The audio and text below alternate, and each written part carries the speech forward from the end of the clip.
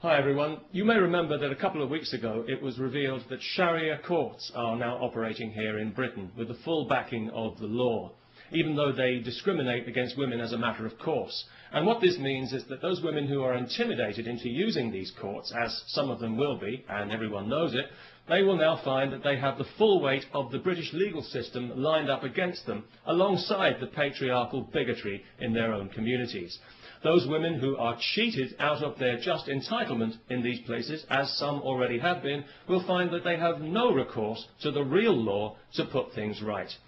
In other words, we are now accommodating Saudi Arabian legal principles here in Britain, just as we accommodate their corrupt business practices and their threats against our national security when we try to investigate them.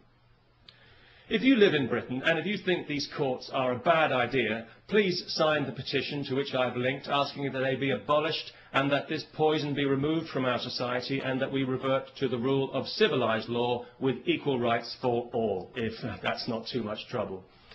You know, over the last 11 years of this Labour government that we've had in Britain, the British people have seen their society subjected to social engineering on a massive scale by a misguided and arrogant liberal elite who, in their eagerness to fragment the fabric of our society, have actually succeeded in giving civilised values a bad name. Tolerance and diversity are good things on paper. I'm sure we'd all vote for tolerance and diversity, but in practice they've become a nightmare of doublethink and lies, where the most unreasonable people in society are encouraged at every turn to be even more unreasonable.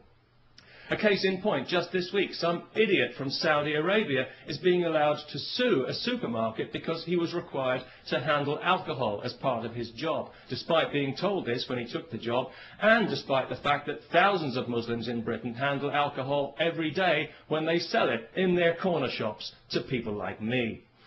I do find it quite ironic that Islam forbids intoxication when you consider how many Muslims are seemingly so intoxicated by their religion, especially in Saudi Arabia. So it was no surprise to me to hear that this idiot was from Saudi Arabia, because I think we all know that that entire country is mentally ill.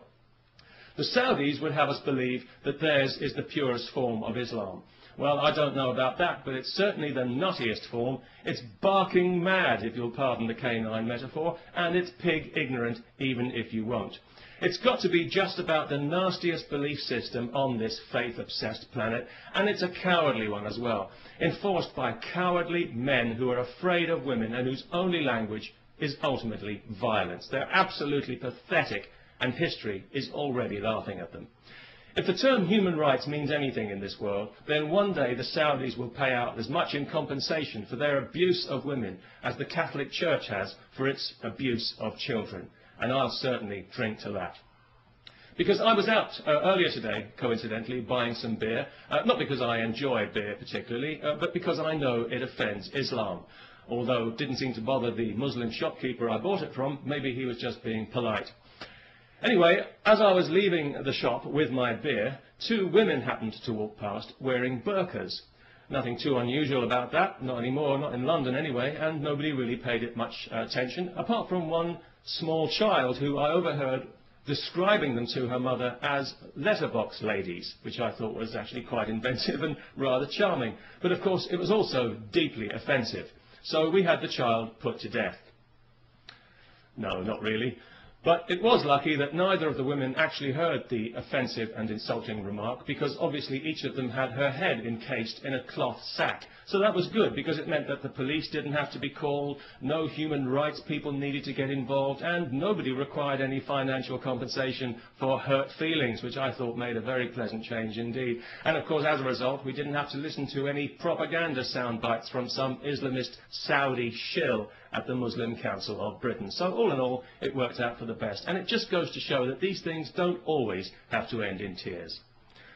Peace, especially to everyone who remembers to sign the petition.